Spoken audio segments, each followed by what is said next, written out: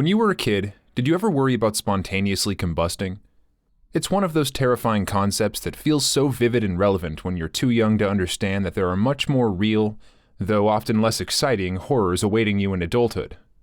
Eventually, for most of us, the worry fades alongside that of sinking in quicksand or getting lost in the Bermuda Triangle, but it seems the fear followed author Margo Pecha into adulthood. Her story is called Ignition, and it was first published in the most recent June issue of Cosmic Horror Monthly, which, on a side note, might have my favorite cover of any issue of CHM, so go take a look. There's a lot packed into Ignition. It's a coming-of-age story, a cult tale, and there's even some romance thrown in there. So let's dig into it. And stick around afterward for a short chat with the author. Cosmic Goblins presents Ignition by Margo Pecha. Nothing remained of Solomon's grandmother save for a few charred fingertips, a toe, and a stinking pile of ash. She'd ignited in her recliner while watching her programs. The TV still chattered and flickered in the background, oblivious to the passage of time. It was not the college homecoming Solomon had anticipated. To alight oneself is the gravest sin, his grandmother had told him as a child, hugging him tight. One must trust in spontaneous ignition, to be kindled by the spark when the time is right. Solomon had sat in his grandmother's lap and nodded, a small boy pretending he understood. His uncle had just doused himself in gasoline at the 4th of July picnic and struck a match, screaming at the top of his lungs as the flames engulfed him. Solomon had covered his face with an arm as the flash of heat rushed over him, forgetting the hot dog dripping mustard in his other hand. To combust from within is to be worthy, his grandmother had continued, placing a hand over her heart. It's an end to the daily strife and suffering. Do not be afraid. It is an honor to be chosen for something greater. The pain is only temporary, is secondary to that moment of joyous transformation. The flame we become is eternal.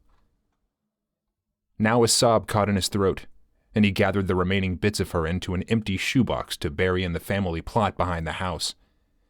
He'd briefly contemplated calling emergency services, but this was what she would have wanted. They'd all been buried without ceremony or intervention from the state. He eyed the side table with its overflowing ashtray and empty liquor bottles, and his lip lifted in disgust. She'd turned herself into a human candle, a fatty, gaseous wick that had burned slowly as she slept in a drunken stupor. He towed at the cigarette butts littering the floor, the most likely culprits. He wondered if she'd even felt the pain. In the end, he supposed she'd gotten what she wanted, even if it was accidental. Was it still a sin if it wasn't intentional? He wasn't sure, but he hoped she'd felt some sort of rapture. Solomon's own parents had died when he was just a child of 2. They'd gone up hand in hand, high school sweethearts to the very end. Those present often told Solomon they'd never seen a truer love, a stronger devotion, to each other and to the spark. His grandmother had raised him on her own, feeding his mind with stories of their stewardship and strength, stories that simultaneously scared and awed him. As a child, he'd lie in bed at night, terrified he'd fall asleep, only to wake again to his skin blistering and curling beneath the sudden eruption of glittering orange flames from his chest. Despite assurances from his grandmother that combustion was nothing to fear, he remained anxious at the idea of being horrifically taken before he was ready. An only child, he'd endured a rather mediocre adolescence on the compound until he was kicked out of the Conflagration's homeschool group due to a series of escalating pranks, the culmination of which involved hiding garden slugs inside Jason Oberman's sister's sandwich. Whether or not Jason was also involved was never determined by the adults present, and Solomon wasn't about to rat on his best friend. And so, at 15, he found himself at public school for the first time in his life, cut off from all he knew and previously understood about his place in the world he'd inhabited. He was teased for the enamel pin he wore that depicted a blackened human form surrounded by orange fire, and he was ridiculed for the pamphlets about transformative combustion he handed out to his peers. They taunted him with insults like inbred and trailer trash, words he knew, on some misguided level, related to the rambling acreage dotted with sagging homes that he lived on. A few weeks into winter term, Mrs. Hensel had taken him aside and removed the pin from the lapel of his coat, suggesting he keep his reading material at home. It was scaring the other kids. "I took a look at some of your flyers," she'd said, pocketing the pen. "They're not based in science, Solomon. Do you understand?" He'd stared at the ground and shrugged. Her shoes were sensible, low-heeled pumps, just like his grandmother's. "I don't want to see them again, okay? You're too smart to fall for that junk." He lingered in the doorway long after the sharp echoes of her heels on the floor had faded. The next day, she set a copy of Firestarter on his desk. "I thought you might enjoy this," she'd said, then returned to the front of the room as the bell rang, signaling the start of the period. He'd eyed the cover incredulously. He expected this kind of joke from the other kids, but not Mrs. Hensel. Embarrassed, he slipped the book into his backpack before anyone could see it. Anger simmered beneath his skin the rest of the school day, flaring whenever he caught a glimpse of the book peeking from his backpack. By seventh period, he was vibrating with anger, fighting the urge to do something destructive as he busted through the school's heavy doors and careened home on his bike. But none of the other kids on the property came out to see him after school, and Jason's mother said he was grounded. Solomon chucked rocks in the pond for a while, then grew bored. Out of begrudging curiosity, he opened the book. "What did you think?" Mrs. Hensel had asked him when he returned the book 2 days later. "It was all right," he said. "Do you have anything else?" She gave him Fahrenheit 451 next, and he returned a few days later at lunch to ask her some questions about it. She sent him home with another book. Soon he was spending lunch in her classroom, discussing whatever novel she'd picked out for him next, each one more challenging than the last. They slowly moved away from books about fire in the same way that Solomon saw his friends at home pulling away from him, too busy to hang out with the kid who attended secular school. Sometimes Mrs. Hensel would ask him questions about the conflagration, and he found himself struggling to provide adequate answers.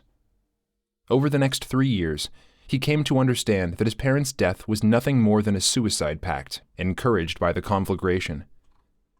After his graduation ceremony, Mrs. Hensel had hugged him, and, with tears in her eyes, told him how proud of him she was. She pressed something small and metal into his hand, and his fingers closed around the familiar pointed edges of his combustion pin. He craned his neck up to the nearly empty bleachers, searching, but he couldn't find his grandmother. He dragged the ruined recliner out to the back porch and pushed it into the corner against the side of the house, leaving the slider door yawning open to air out the living room. Somewhere in the distant trees, a raven mocked him, its call echoing off the barren landscape. He sat in a weather-worn deck chair and held the shoebox in his lap, numbly gazing out at the weedy expanse that had ceased to be a backyard the moment he'd stopped mowing the lawn and left for college.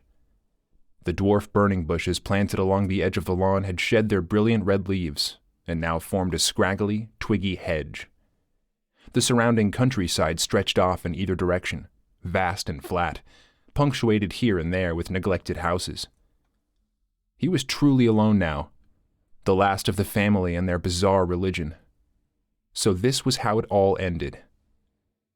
He tucked his chin into the collar of his coat, burrowing down beneath the November chill, and tried to decide what to do next. His life would continue as normal, he supposed. His diploma would arrive in a few weeks, and he'd return to his apartment on the other side of the state to continue job hunting. He must have dozed, because the doorbell jolted him awake.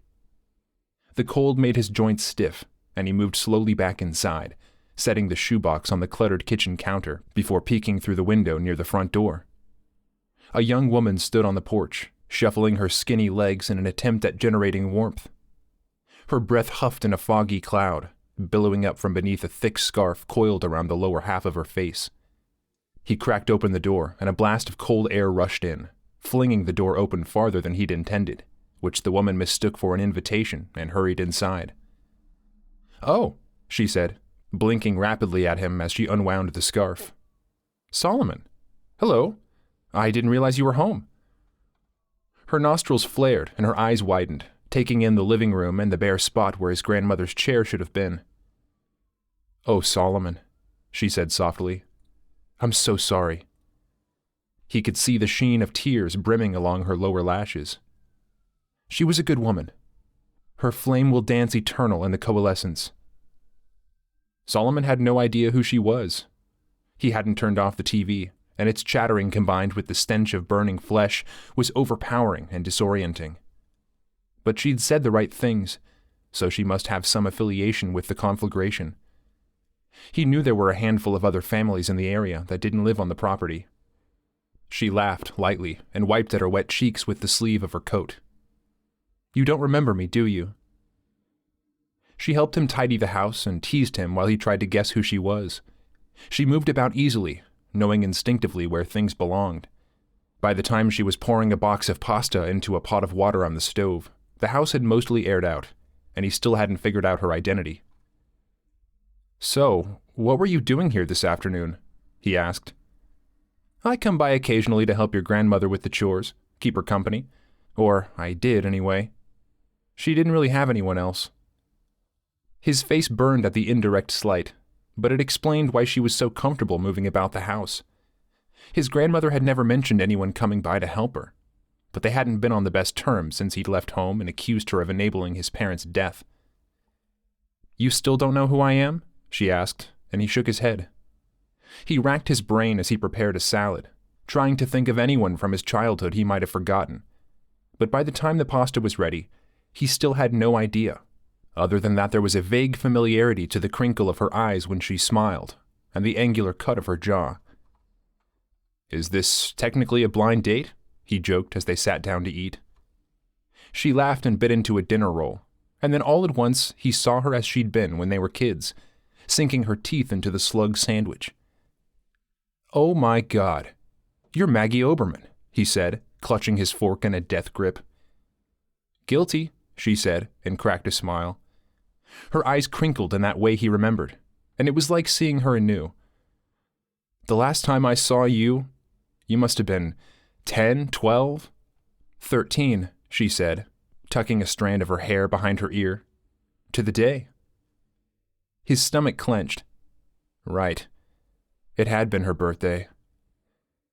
I'm so sorry," he stammered.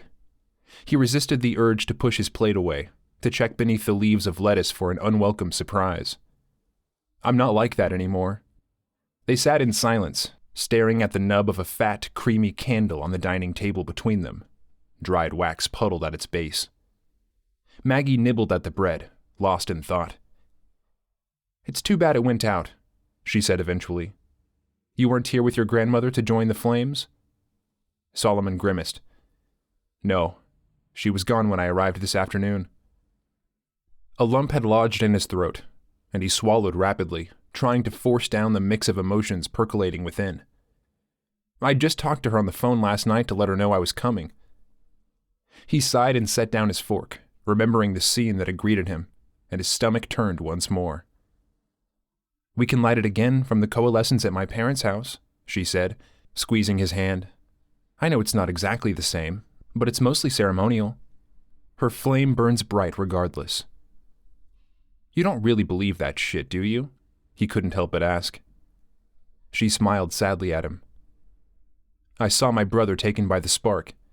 It was the most beautiful thing I've ever seen." He'd only planned on staying until his diploma arrived, but he felt sorry for Maggie. She'd lost Jason so recently and seemed unhealthily attached to her parents. She still lived with him in her childhood bedroom at 22. And with his grandmother's death, did she even have any friends left, let alone anyone near her own age? Then there was the lingering guilt from his childhood pranks, which she was too good to never mention. He felt like he owed it to her to stick around for a while, to prove his changed heart. Hell, maybe he could even talk her out of eventually setting herself on fire. Somehow these swirling thoughts kept him tethered, delaying his departure long after his diploma arrived in the mail. The mortgage on his grandmother's house was paid in full, so he didn't have to worry about rent. And it was a comfortable house, all things considered. The basement was stocked full of non-perishables, and Maggie regularly came over wanting to cook for him. If it made her happy, who was he to deny her the pleasure? Most nights she'd come over after her evening shift at the diner, and they'd watch TV or play cards. But on the weekends they explored the abandoned homes littering the landscape, many of which sat vacant for so long that neither of them knew who the previous occupants had been. There were 4 properties totaling somewhere around 25 acres, dotted with sagging mobile homes and rusted-out RVs. Any fencing demarcating boundaries between the land had long been taken down to form one big commune, and as a child, he'd been encouraged to ramble and wander with his friends as they pleased. The only difference now was that there were even more homes and even more trash littering the landscape, and he and Maggie appeared to be the only living souls. They spent chilly afternoons walking the lonely expanse of the property, discussing books and their aspirations as they poked about the houses, voyeurs to the mundane intimacies of long-dead lives. They searched for clues among the faded photographs hanging on the walls, the rodent-nibbled boxes of cereal in the pantries, attempting to discern anything about the people who'd existed there previously. Despite the perceived closeness of their community, some had still felt the urge to loot, strewing the deceased's belongings about. Many of the homes displayed sooty, blackened patches on the floor or couch, testaments to those who had vanished in such a horrific manner. The emptiness of the structures seemed to sober Maggie, their bleakness and sadness enveloping the both of them like a weighted blanket.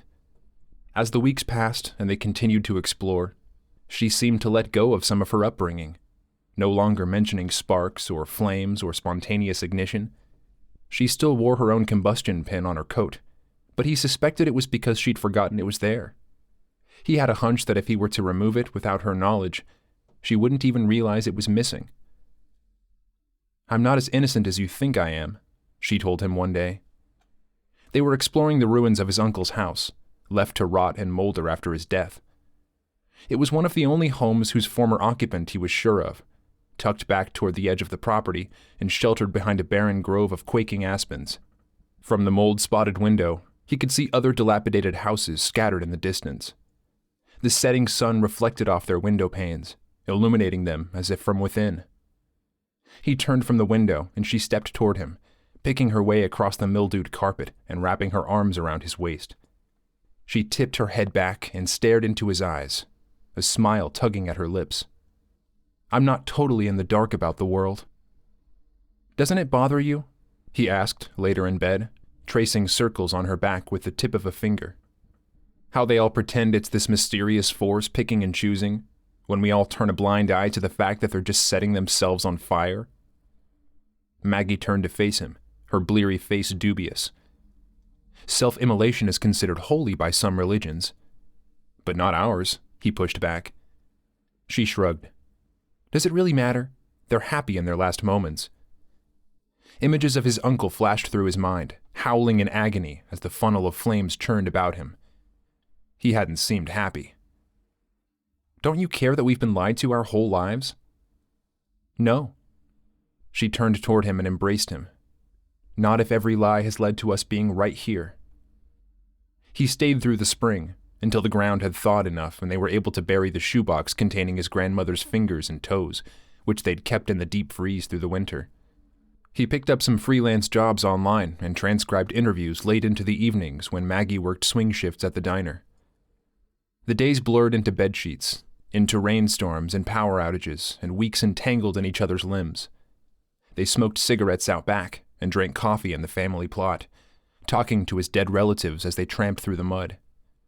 Sometimes they wandered down the road over to her family's house and had dinner with their parents and various other members of the conflagration, the coalescence dancing brightly between them as they ate. He despised the candle, but swallowed his disgust out of self-preservation.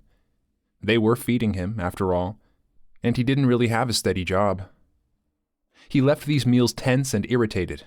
Too much talk of all the things he'd tried to distance himself from boiled his blood. Maggie's parents had even sent a tea light home with him, kindled by their coalescence, which he'd reluctantly used to light his mother's puddle of a candle. At night, when he couldn't sleep, he'd wander downstairs and stare resentfully into its flickering flame. He wondered why he still lingered.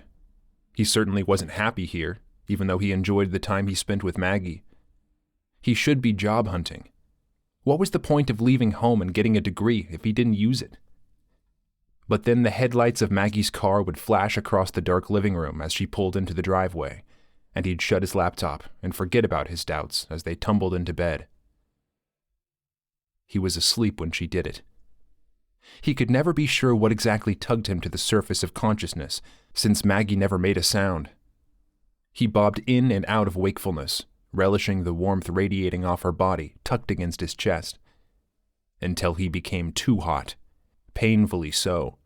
And since when did Maggie's hair smell like smoke? He opened his eyes to a wall of orange flames. They leaped and danced around him, tongues licking his bare skin. He cried out and struggled from beneath the tangled sheets, his skin searing and blistering. Panic surged through him. Maggie lay unmoving beside him, engulfed in fire. He beat at her body with the blankets, the smoldering pillow, trying to smother the blaze. But his activity only drew the fire to a new frenzy. It spread from the bed to the nightstand, to the carpets, and with a sob he realized she was already gone. Beneath the inferno, Maggie's skin blackened and peeled. He choked and retched, snot pouring down his nose and eyes burning from the acrid smoke filling the room. He scrambled off the bed, falling to the floor. His raw flesh screamed, but he managed to crawl from the bedroom and down the stairs, fumbling his car keys on the way out of the house. He stumbled to his car and climbed in, naked, and sped off. A cloud of dust trailed his car until his tires bumped the highway on-ramp. In the rearview mirror, a black plume of smoke funneled into the sky. He never went back. Maggie's parents must have found the ruined house at some point. No doubt they went looking for her when she hadn't returned home for a few days. For a while he received phone calls from an unknown number, but he never answered. Didn't want to be pulled back into the conflagration and all it entailed. Better to let them think he was dead too. The images of her blackening flesh kept him up at night, the crackle of the flames filling his head and waking him with a start, covered in a sheen of sweat and his heart hammering behind his ribs. Her betrayal weighed like a pile of stones in his chest, crushing and agonizing. He didn't sleep well. The burn marks on his chest and thighs ached and throbbed long after the wounds had healed. The leathery scars were a constant reminder of his fear and failure, how nothing he could have said or done would have made a difference. He showered and dressed in the dark, unable to stomach the sight of himself. He found a steady job in his field and rented a ramshackle apartment. He attended various support groups, hunkering down in metal folding chairs while he stared into the black abyss of paper cups of coffee, careful to avoid the steam wafting into his face. It was at one of these groups where he eventually met Violet. She'd sat next to him and made snide comments under her breath while the counselor droned on about grief and trauma, and everyone sat in a circle, nodding sadly. He knew she was trying to get a reaction out of him, but his mind was too thick with the swirling fog of guilt and abandonment to care. She tried again, week after week, until finally garnering a smirk from him, at which point she cornered him at the coffee station and asked if he'd like to go out sometime. Caught off guard, he said yes. Their first date was a disaster. He'd unknowingly picked a restaurant accented with lit candles on every table. His hands shook uncontrollably, which she mistook as nervousness. He spilled his drink on her when he tried to put the candles out, the taunting dance of the flames just too much for him to handle. "Sorry," he muttered, unable to look her in the eyes. "I don't like fire." She laughed it off and told him it was fine. She didn't really like the dress she was wearing anyway. And to his surprise, she invited him to a movie the following week. Gradually, in time, he forgot about Maggie. His mind didn't conjure images of her burning, blackening body each time he went to sleep. His childhood became the faded, hazy memories of a nightmare one couldn't quite recall all the details of, but which certain smells or objects elicited a sudden, adverse reaction. A few years after moving in with Violet, he found her at the computer with the webpage for the conflagration open on the screen. "What are you looking at?" he asked sharply, and she turned to him with a profound sadness etched into the creases of her face. "I was cleaning your car, and I found this under the seat," she said, extending her palm toward him. His combustion pen rested in her hand. "I didn't know what it was, so I looked it up." "Why didn't you tell me?" His face reddened and he turned away, but she caught him in a hug and pressed herself into him. "I just thought you'd been in a house fire. I'm so sorry. Those people can't hurt you anymore. You're safe here." He couldn't bear to think of Maggie again. Already his breath was coming in panicked little gasps. Violet shushed him with soothing sounds and folded him into her arms, rocking him gently until his shaking subsided. When she told him she was pregnant, he cried. He didn't know anything about being a father, couldn't even remember his own. How could he possibly be one? It would be a disaster. The child would end up just as anxious as he was. It's an opportunity for growth, Violet said, placing his hands on the swell of her stomach. A chance to begin again. They decorated the nursery in shades of green, calming colors that evoked the mysteriousness and solitude of an evergreen forest. Violet's excitement was contagious, and after a while, he began to think everything might end up all right after all. The labor was intense and complicated. He clutched her hand as she sweated and huffed and screamed in agony for nearly 2 days. And when the first cries of their child filled the room, he smoothed back Violet's damp hair and kissed her forehead, telling her how proud of her he was, how he'd never met anyone stronger.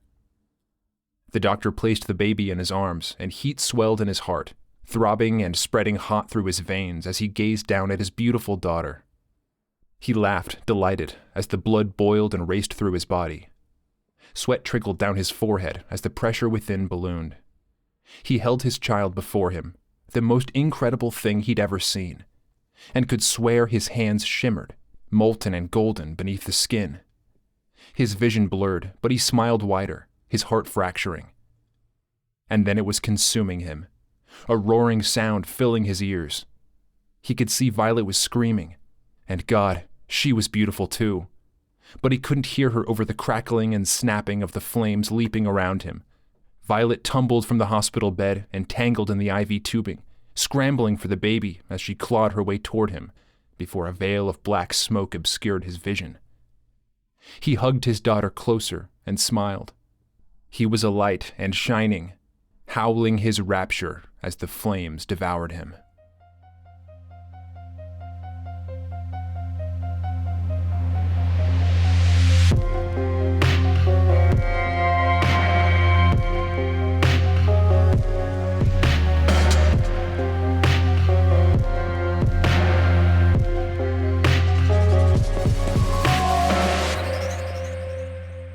Hello, Margo. Welcome to the show.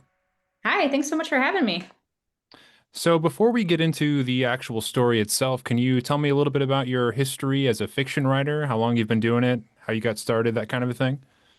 Sure. Yeah. So I've been writing like pretty much as long as I can remember since I was a kid. I studied creative writing at Eastern Washington University and then went on, I really wanted to focus on like editorial stuff. So I attended a graduate program at Portland State University and then just continued writing on the side, trying to really improve my craft and really have only been like putting my stories out in the last couple years. So I'm thrilled with the reception that they've had.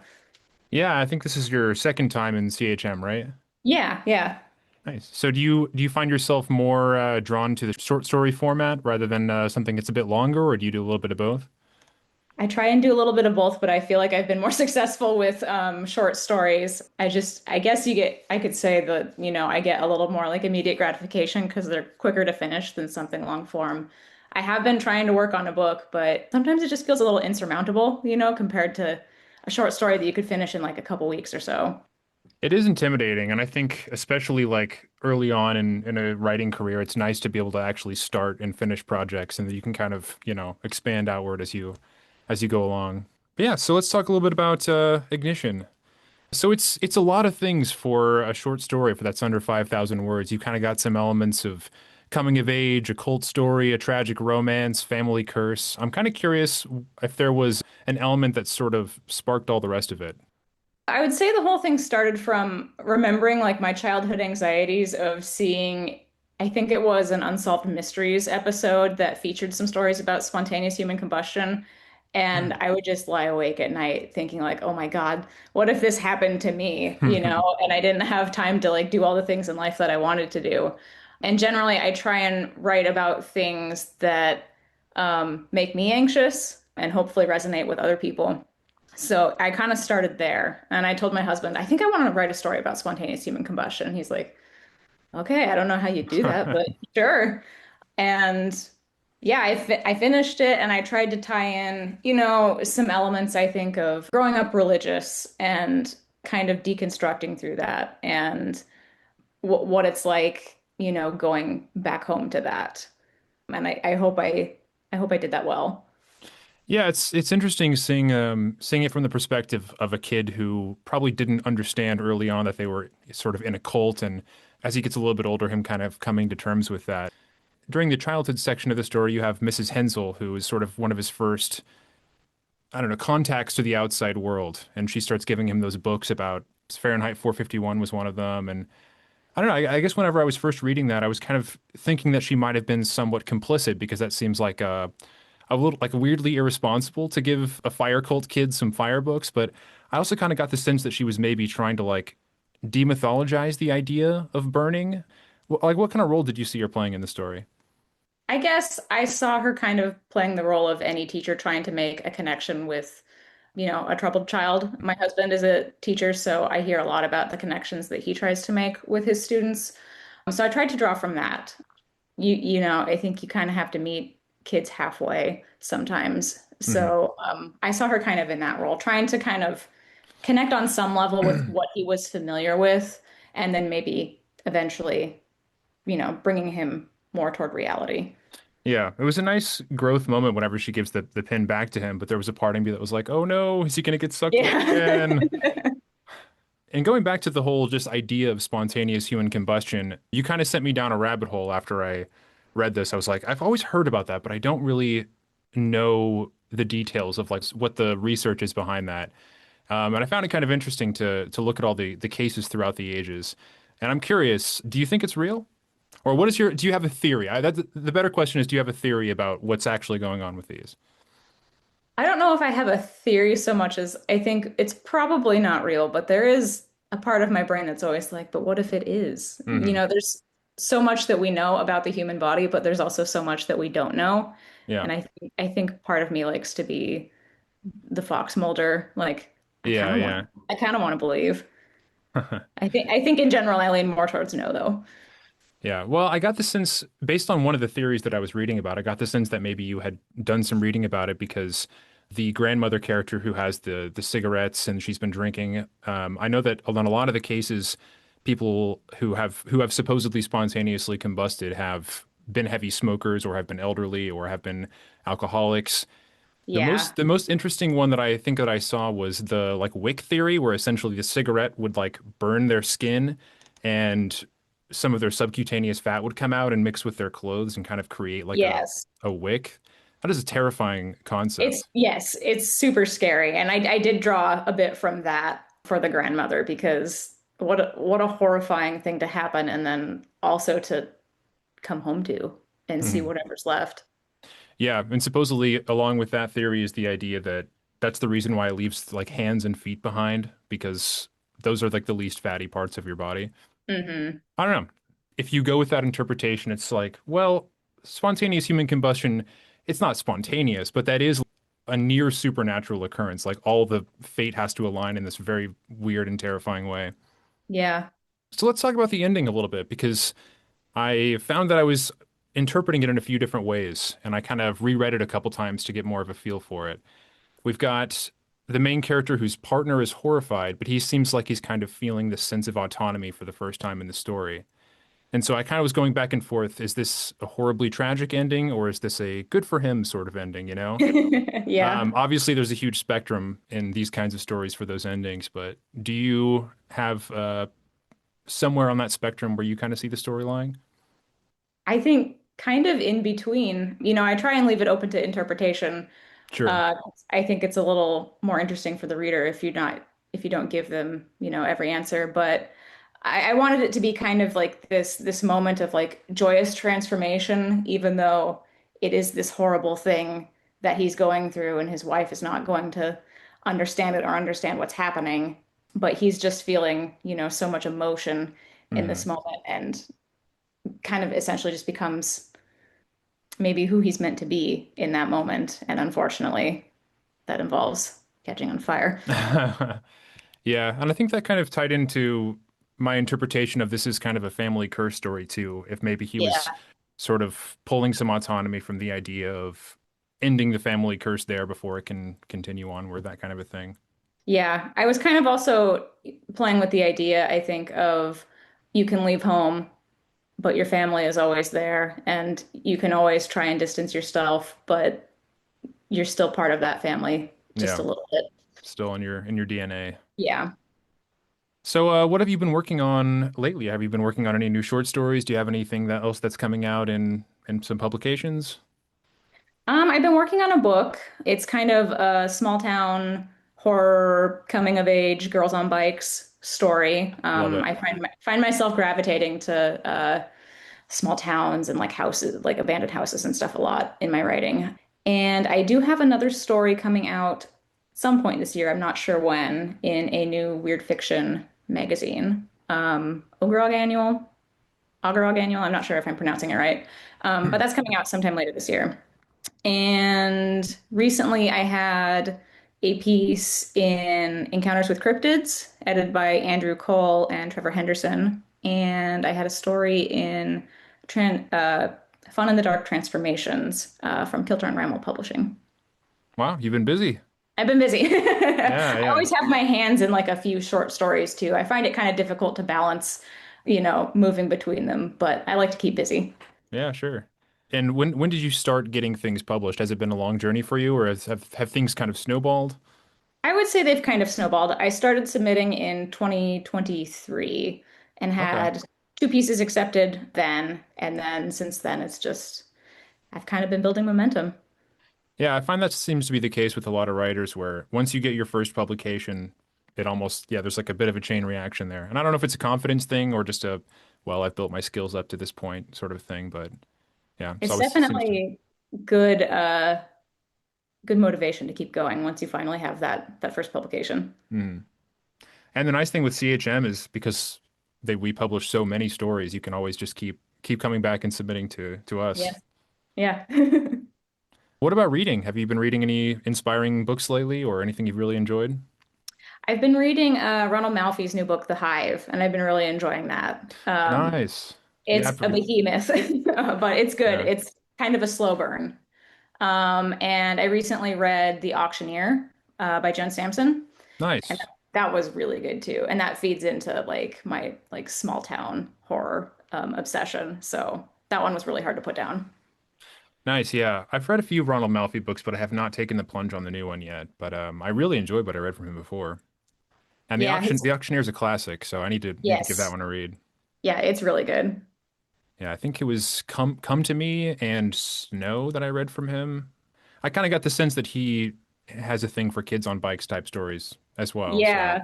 Yeah, he did December Park, which is like one of my mm. favorite coming of age horror small town stories. Do you have any other favorite stories in that sort of subgenre? I have a soft spot for Richard Lehman's The Traveling Vampire Show. I know he's kind of like controversial among, Yeah. horror folk, but I think that's really like one of his best books. And Dandelion Wine by Ray Bradbury. Oh, Not so much yeah. horror, but But still, yeah, that was a formative book for me growing up too. All right. Well, thank you so much for being on the show. I appreciate you chatting with me. yeah, thanks so much for having me. Of course. Margo Pecha lives in southwest Washington state, where she writes about obsession, paranoia, and rurality. Her fiction has appeared in anthologies like Even Cozier Cosmic and is forthcoming from Frady Cat Quarterly and Demagogue Press. When she's not reading or writing, she's working in her gardens and herding chickens. Thanks for listening to episode 22 of Cosmic Goblins. This show is a production of Randolph Literary Press. I'm your host, Alex Wolfgang. Our theme music is by Tyler McLemore. See you next time.